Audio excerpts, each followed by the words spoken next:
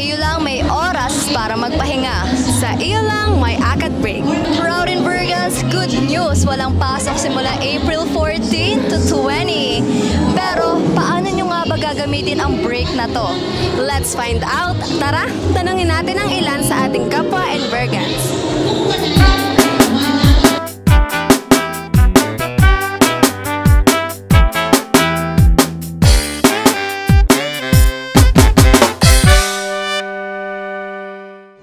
Anong gagawin mo sa ACAD break? Magbe-breakdown.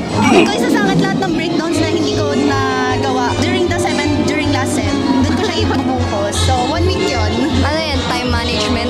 Yun yung time management sa mga tawag. Pag nagbe-breakdown ako ng ngayong sem, naka-timer 5 minutes. Magsuswimming, ma'am. Sana all mag-swimming. Summer na talaga. Yun lang. At saka po maghanap ng trabaho. Sipag talaga ng mga Invergans. Tapos sa CME, masisipag po yan. Proud CME. Proud CME, guys. Matutulog, pero kung may pera ako, syempre, gala na tayo. Yun lang. Hindi kasi, kasi nursing ako, kaya talagang sobrang kulang na talaga ako sa tulog. Tsaka hindi na rin ako nakakagana. Kailangan din natin minsan ng rest, especially ngayong ACAD break.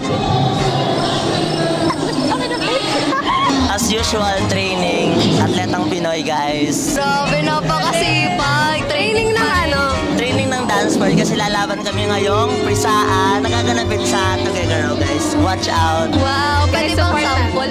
Hala! Sample. Hala! Sample na lang, sample. Sample na lang. Isang ganun lang. Isang ganun lang.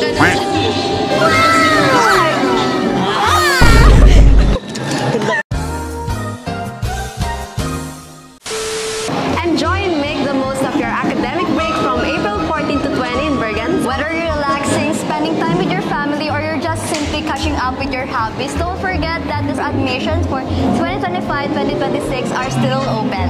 Visit MSU